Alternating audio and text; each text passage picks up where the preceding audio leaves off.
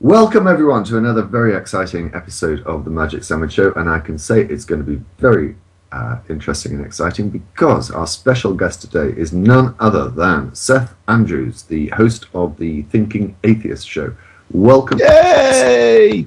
Hey, thank you for allowing me to sit at the big kids table and talk to you guys. It's good to be here. Oh, your false modesty is outrageous, and that's something that I will come to shortly. But in case there is anyone who is not aware of you or the Thinking Atheist podcast that you do, let's kick off with that.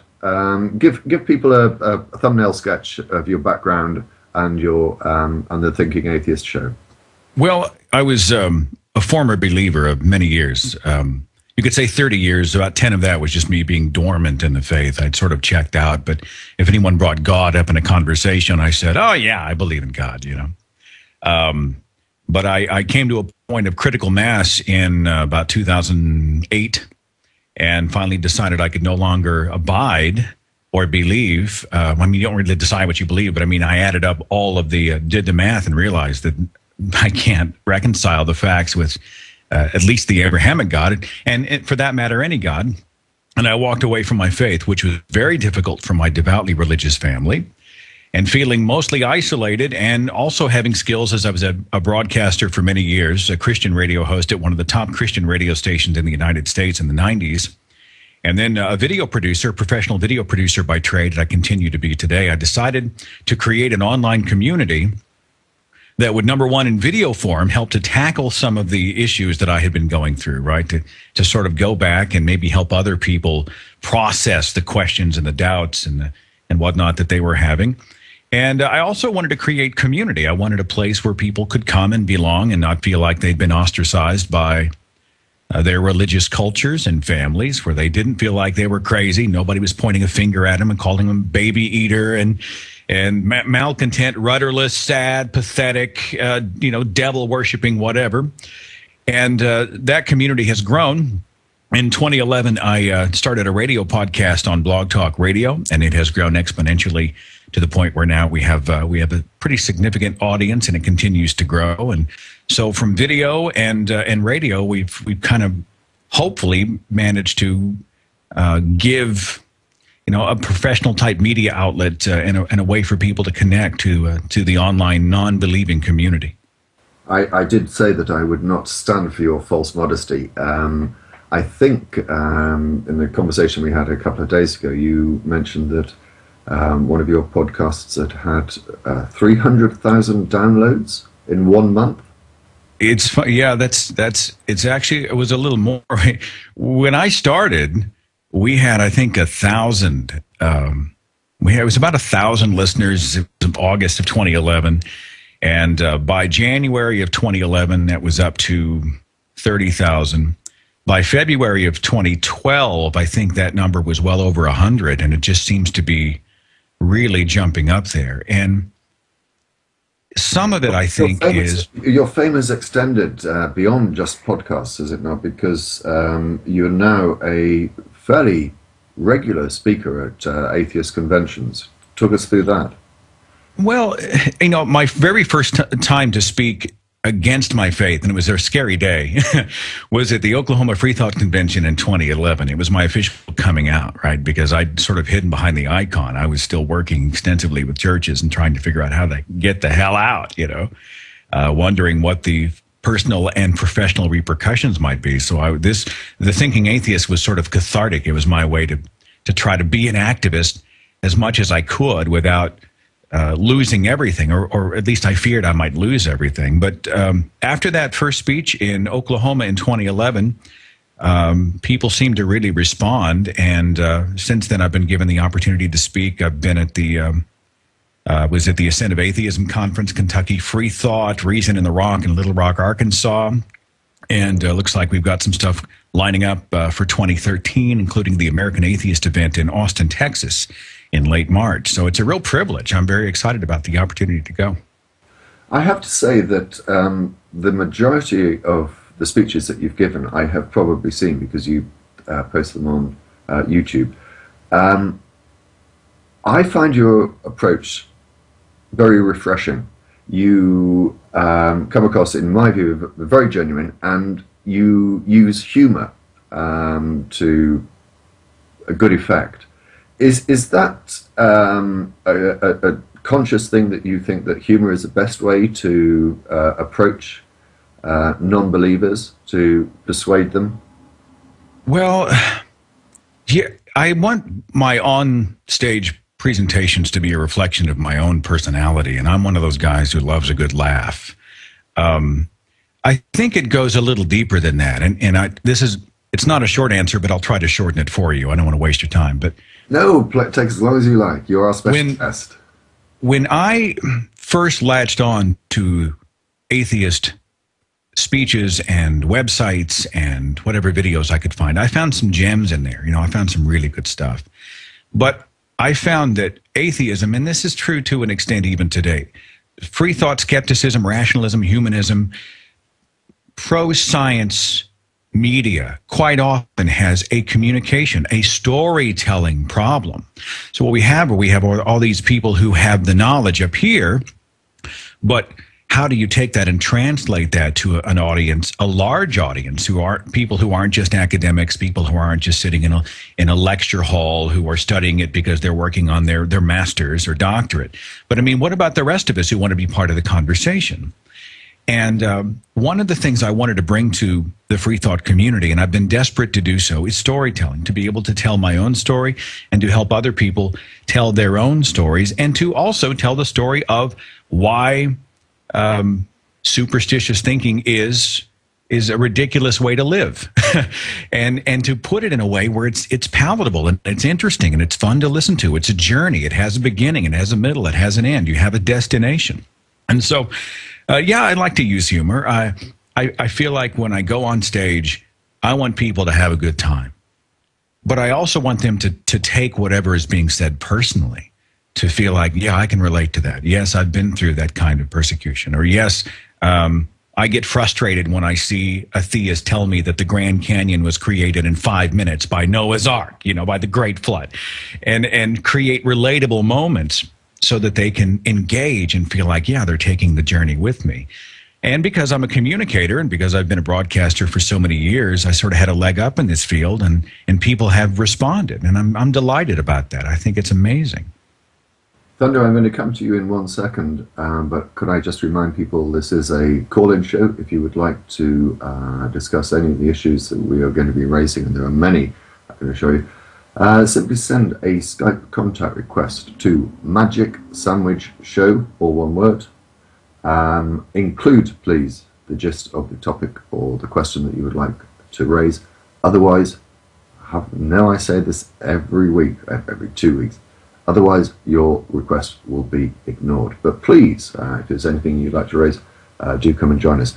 Thunder, I want to come to you now, because this is, I know, something that you and I have discussed recently, which is the future of atheist channels on YouTube, and where do we take them from here, which I think kind of segues in from what Seth was referring to. Thunder.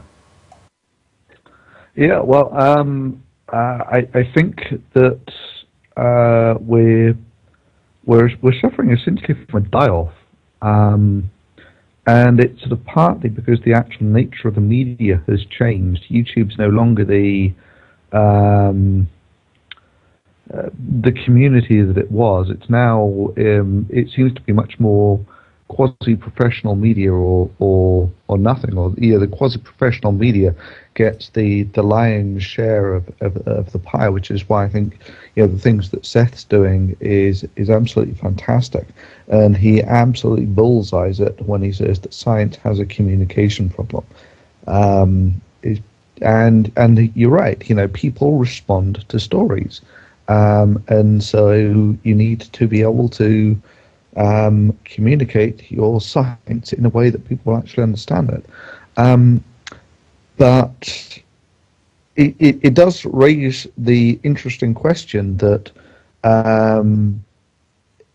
if you want to have some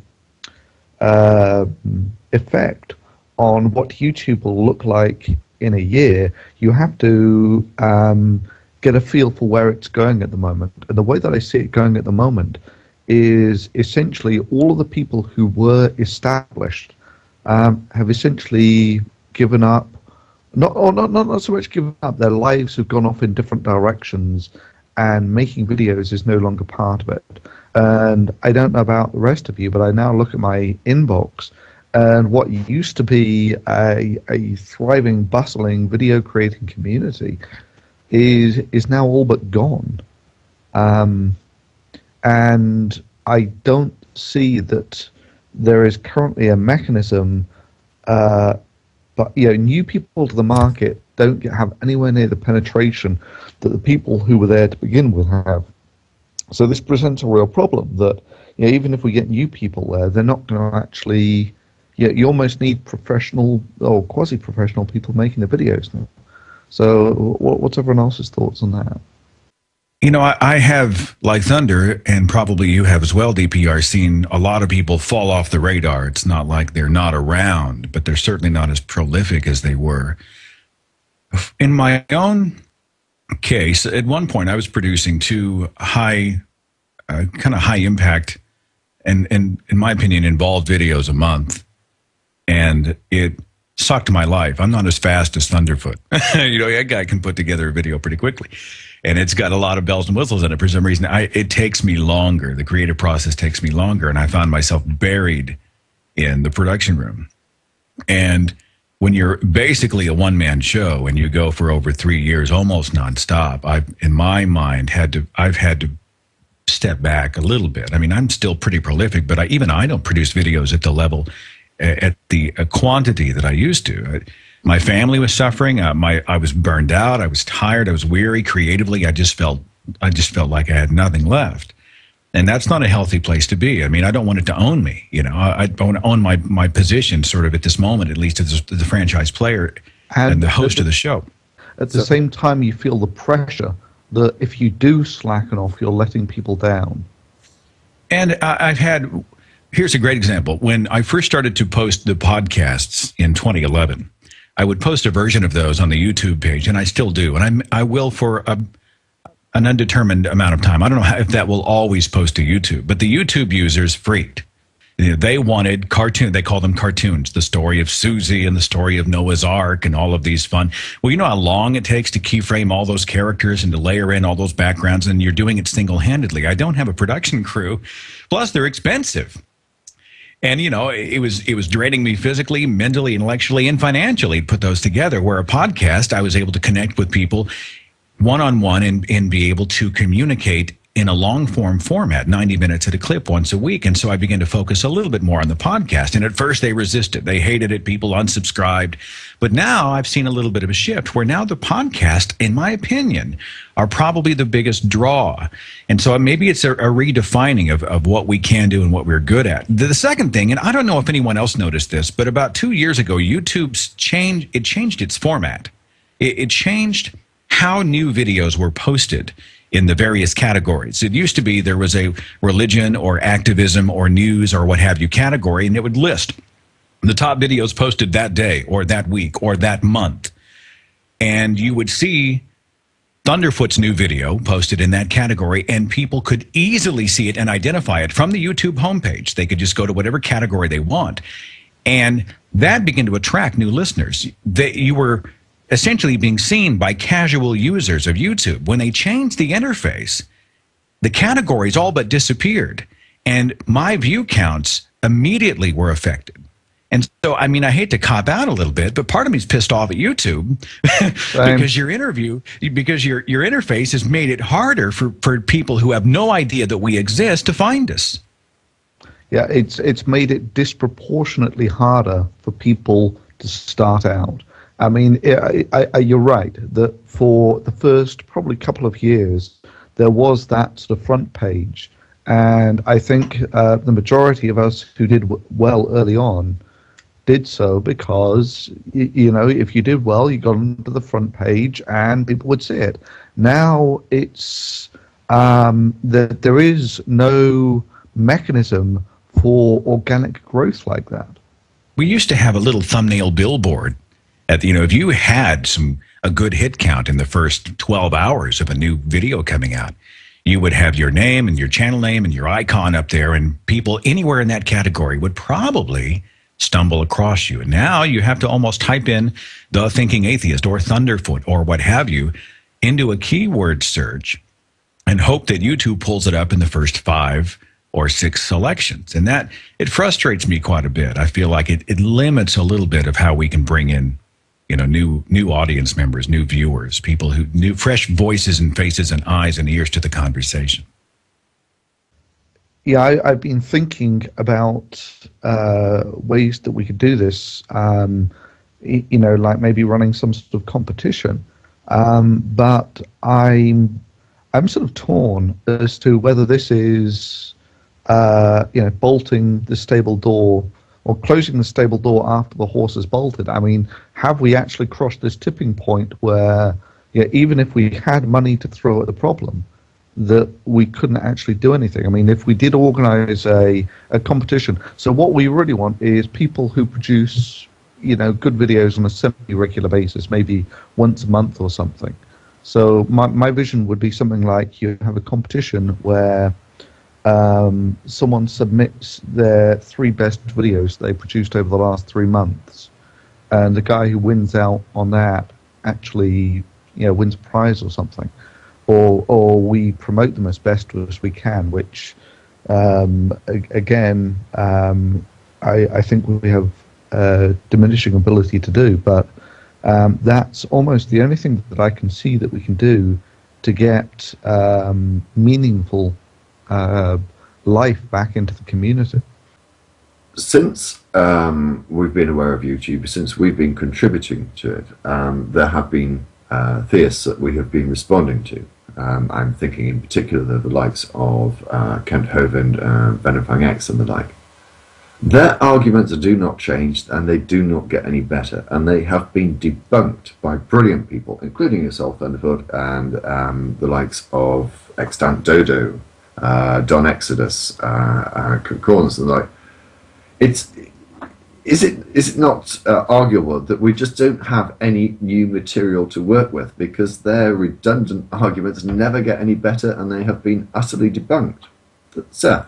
Well, I see the frustration with the issue that, you know, science comes up with something new, something that challenges us every single day, every single minute of every single day, it seems, where religion hasn't really given us anything new to talk about in 2,000 years. And, you know, it's funny, I even in the podcast have, and nobody freak out, but I have entertained in the future, just because I myself, I feel like I can only talk about religion so much. I've thought about, what do I do with the radio podcast? Do I expand it so that we can talk about something else?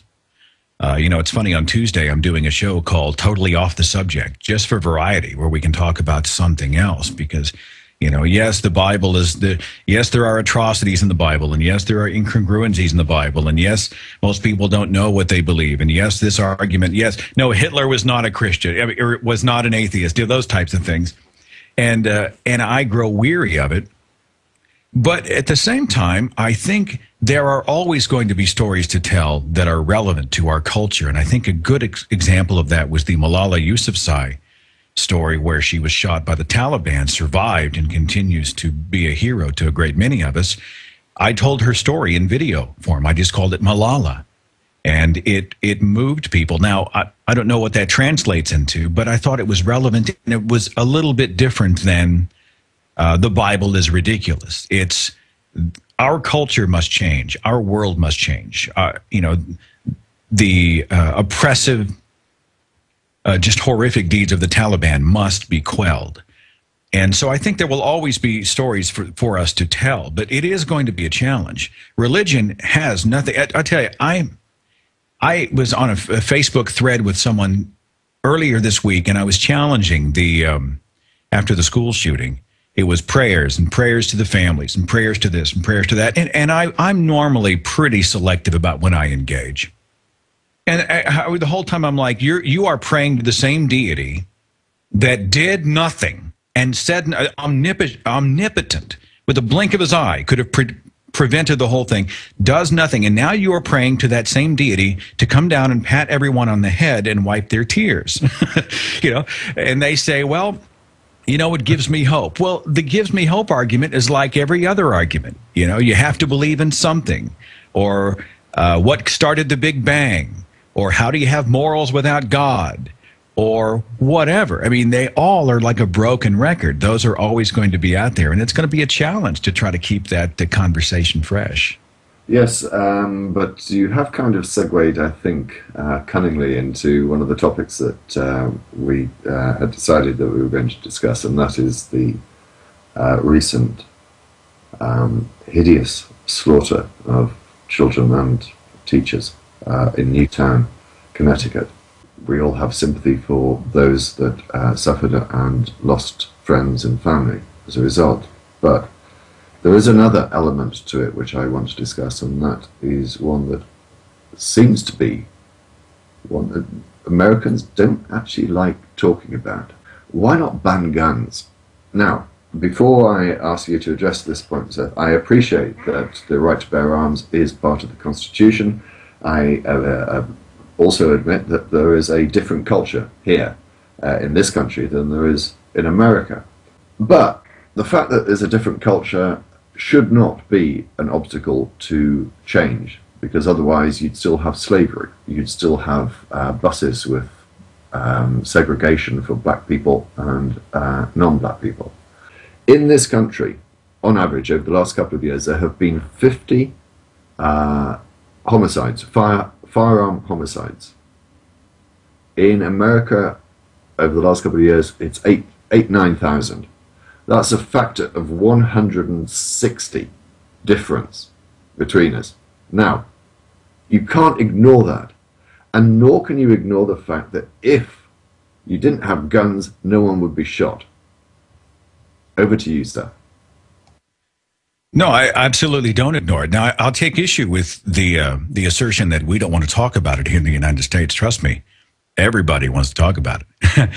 Few people are listening. I think that's probably the larger challenge. I think people are, you've got the pro-gun people who are, they're all wailing and clamoring, and I'm a licensed gun owner myself. So don't get me wrong. I mean, I'm not saying that I'm necessarily not sympathetic to many of the positions that they take. But, then you've got the anti-gun people, and they're freaked out saying something must be done, and everybody's shouting at each other. Everybody's talking, just nobody's listening. And this happens after there is an incident or of any scale, throughout the United States and around the world. And I think it's something that should be discussed. I think we have to have discourse and try to understand the root problems.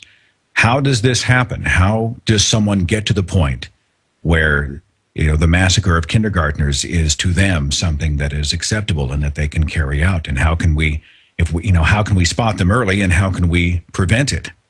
You seem to be avoiding the elephant in the room. Yes, there are certain things that could be done, but one of them is banning guns. You are never going to get guns out of the United States. It is that elephant, that 800-pound gorilla that's out of the cage. It is not an option.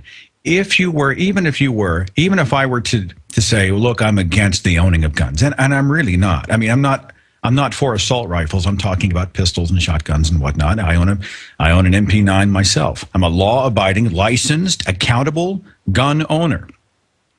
And fully 47 to 50% of all households in the United States have guns in them.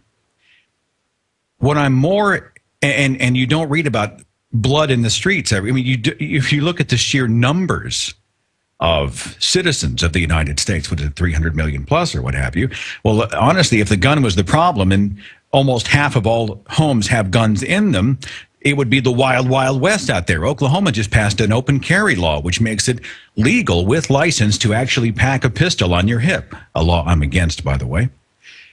So I myself am not convinced that the weapon is what is at fault here. I want to know about the intent to do harm. Okay. I'm more interested in the person behind the instrument. There was a guy in China who slashed 22 school children last week. And are you going to ban the knife? Let's find out what caused him to in do England, what he did. yes. Please answer this question, though, Seth, before I come to you, Thunder. Tell us, Seth, why do you have a gun? I shoot for recreation, and I also have a gun for home protection. Not that I don't really worry about it too much in my neighborhood, but I enjoy having a pistol. I go out and shoot at the range from time to time, and honestly, and I'll say this without apology, and I know it's unpopular with many people. It's the same people who say that war is always wrong, which is a beautiful sentiment in a utopian world, right? Make love, not war, right? Never choose war. Well, the truth of it is that if you are ever accosted by a rogue element, sometimes you're going to have to do what it takes to protect yourself. Now, I'm not talking, don't segue me into the ill-advised or ill-gotten military conflicts the United States has gotten itself into. What I'm talking about is if someone broke into my house tonight and they put in danger my life, the life of my family, and my property, I will do whatever it takes to defend it, period, without apology. I won't worry about whether or not he was a troubled child. I won't worry about whether or not he was bullied as a youth. I won't worry about whether or not he's mentally... quite frankly, the number one concern I have is if someone breaks into my home is to protect my life, the life of my family, and my property, and I will use deadly force to do so if I must. Thunder. I think you've got to bear in mind, this is obviously a very uniquely American issue, and so you need to actually have a bit of an understanding of why America is the way it is. And as far as I understand it, and you can cut in if you think I get anything wrong here, Seth, but there are three principal arguments of gun ownership. The first one is essentially just historical, that, when it was the Wild Wild West, the gun was, it was the symbol of the Americans, the can-do spirit conquering the Wild West. The gun was what kept you safe from the cougars and the grizzlies. It's what shot the elk to keep your family well fed. And I've got no problem with that. That's more an argument for owning hunting weapons like rifles and such like. Then you get the self-defense, which you sort of brought up, and for me, the self-defense one is a bit of a strange one, because it's essentially saying that you have no faith in the police or diminished faith in the police. No, I don't think that's what it means. I'm sorry, I'll let you finish. Forgive me, but let me come back to that. Yeah, sure. That if you live in a civilized country where you have the rule of law, then you don't need essentially.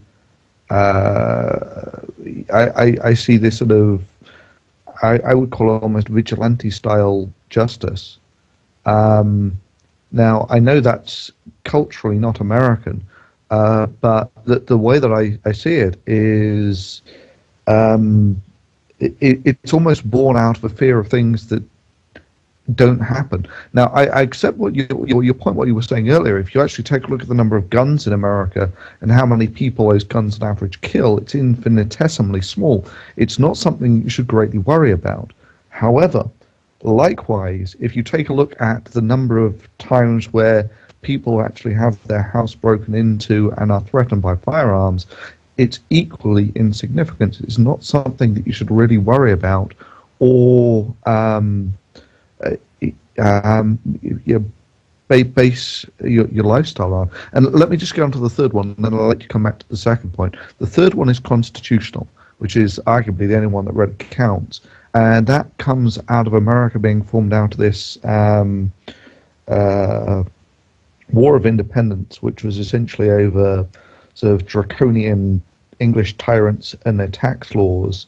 And seeing as the country was born out of this War of Independence against tyrants, the last thing that you wanted was to find yourself under another tyrant. So the Second Amendment served two roles. The first was that it allowed the citizenry to carry arms to form militias to rise up against either invading armies or your own government should it become corrupt. And that, I think, is the prime reason that the Second Amendment's the one that people usually hold up for their right to bear arms. But, it's almost redundant now as the Second Amendment because, you have nuclear submarines, drones, tanks, and whatever. The idea that you can form militias that will actually have any significance here is completely outdated. Similarly, you can't fight against your own government now with guns. Well, Thunder and I actually have a lot of common ground here. He's absolutely right when he is that people like to brandish the Second Amendment, right? And we're ready. It's a nation by the people, for the people, and if we ever have to rise up, we will be ready. You can have my gun when you pry it out of my cold, dead finger. That culture is not only alive and well, but it is thriving. And he's absolutely right about that. I think some people own weapons because they fear that it will not be available to them, and they're responsible gun owners. And yes, I know many people hate that terminology, but I mean, they teach gun safety. They teach a healthy respect for the weapon, and they shoot for recreation, and they do it right. Where I think Thunder and I stand apart is that I don't see it as a lack of faith in the police. Look, if you are in immediate danger, you call 911, but by the time the police arrived, there's a very good chance the crime scene already exists. And this is a way for people to take personal responsibility for their own protection. And I think largely that's a valid one. I mean, you'll find your cowboys, but the truth of it is that, I don't think people should feel like they have to apologize for taking control of their own right to protect themselves and their families if they're in a crisis situation. There was a, I raise this issue because I think it's one that I think is interesting. In this country, we have a right of self-defense, and the law is effectively that you can use such force that is reasonable in the circumstances. To defend yourself, to defend property, and to defend others. What I have an issue with, I guess, is that someone comes at me with a stick and I shoot them. Is that reasonable force? No, well, I think you have to qualify it. You have to go deeper. How big is this? Is it lethal force? Are they in your home? Are you in danger? I'm not talking about you're walking down the street and you see somebody brandishing a twig. I mean, honestly, it's an extremely complex issue, and it's not one we're going to solve, I think, with any one approach. But the other challenge that I have is that let's say you ban guns, okay? Well, there's 250 million firearms in the United States, something like that. Well, now you're talking about a door-to-door, right? Now you're talking about agents of the government, that alcohol, tobacco, and firearms, or whoever. Now we're going door to door. What are you going to do? You're going to do searches of the home. Come on. And if only the law-abiding. Now, hang on. Now, if only the law-abiding say, "All right, fine. I'm going to go by the letter of the law. Here's my weapon." Now, essentially, you've disarmed the people who are actually the safest ones to own weapons, and the people who are rogue, who are unlicensed, who are criminals, they're not going to show up and trade those things in for coupons or what have you. They're going to hold on to their firearms. Congratulations, you've just disarmed the law-abiding and responsible section of America. Thunder. But if your police force is armed, then I'm not so sure that. If you were to take a look at the fraction, what amount of shootings would be prevented by people carrying guns? In other words, you not only need to carry the gun, but you need to kill a guy before he kills you, or shoot him before he shoots you. A lot of times it's not even shooting, or it's not even killing or wounding. Trust me, a rogue element, a criminal or what have you, is a whole lot less likely to come at you if there's a gun in the home. I was reading a story, I think it was in Texas this last month, somebody shot in the air. I mean, they shot the pistol and the assailant ran off. We had a lady in Oklahoma. Some guy, two guys broke into her house, were breaking into her house. She called 911. She's there with her infant baby. She says, look, can I shoot the guy? He busts in and she shoots him, saves her own life. The other guy runs off and is caught. Now, I realize these don't happen in every city every day, but to say that it's insignificant that weapons are used for home protection by lawful, law-abiding, and responsible gun owners, I think, is irresponsible. They're used quite often and in legitimate ways. Some, sort of poor black women were shoplifting at Walmart, and the mall cop essentially, he claims his life is in danger, but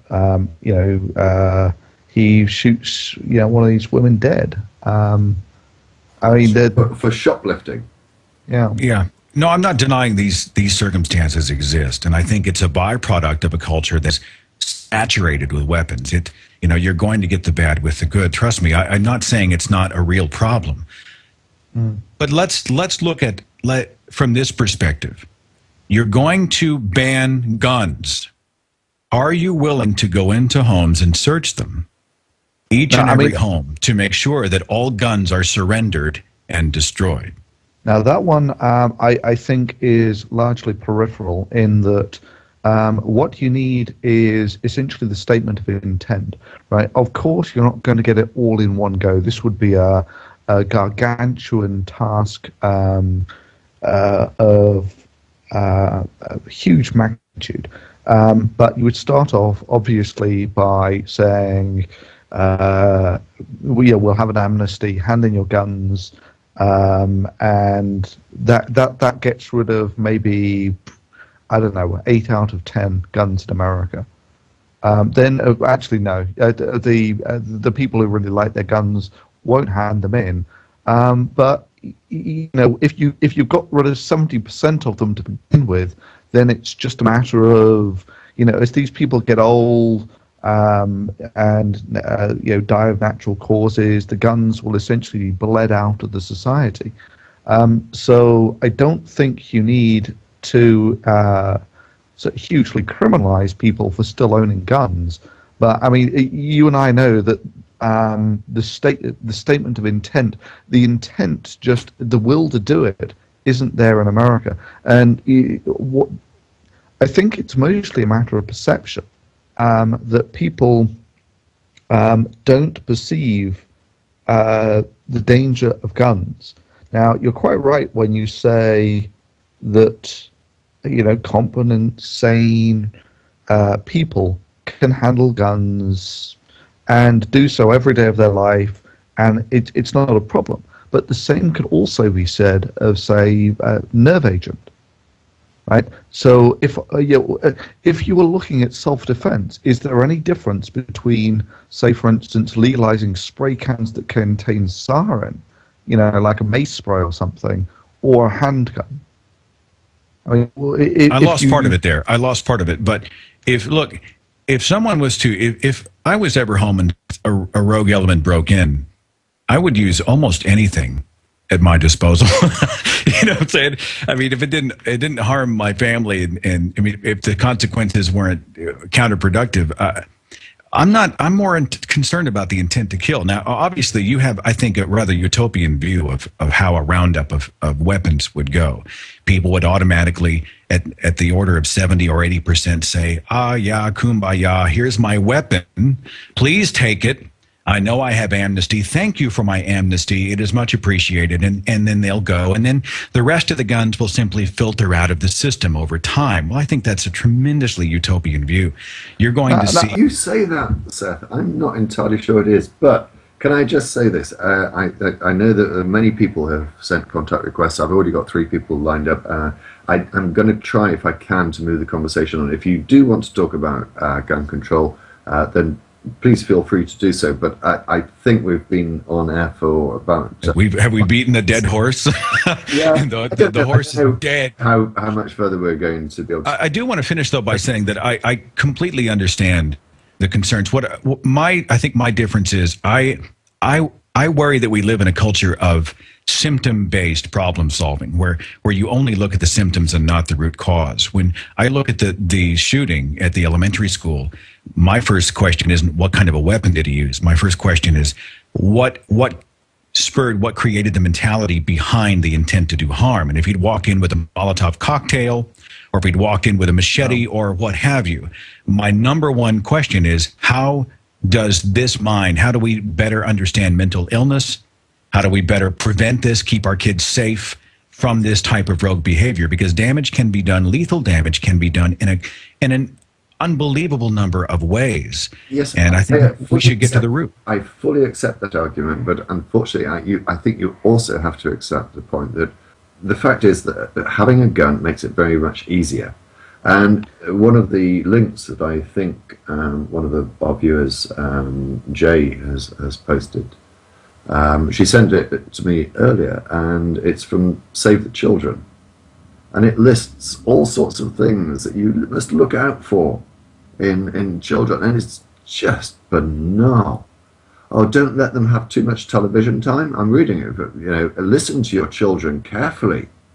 Give children reassurance. Be alert for significant changes in their behavior. Understand what children want. Where in that list of 10 things does it say, don't let them have access to a gun? I want Thunderfoot, if possible, I know he wants to respond, but I'd like your indulgence to read something that I posted on my Facebook page yesterday to sort of maybe cap off where I'm at. Give Would us that be all right? suggest a bit, and I'll also include it in the link to the description of the video when it's posted on YouTube. I'm sorry, Thunder, I didn't mean to jump on top of what you were saying. Yeah, so briefly, it's just a point that guns are enablers like this, that if you obviously strip guns out of society, then, or if guns aren't present, then it's actually very difficult for people to kill each other. There are all the psychological. I mean, you're right that normal people don't act like this, right? Normal people don't try and kill children, right? So that's, I think you're right, is the primary problem. But guns reduce the barrier for people to kill other people.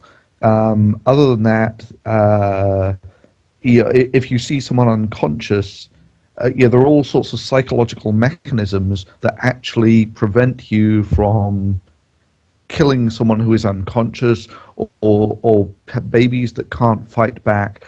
That there are all sorts of psychological mechanisms that prevent you from doing that. But with a gun, all you have to do is squeeze the trigger. So it reduces. I received that point. I mean, I honestly, it is a more efficient way to kill. I mean, it must be acknowledged that that is absolutely true. And in the hands of someone who is mentally ill, they will do more damage with, an AR-15, obviously, than they would with a pocket knife. That's absolutely certain.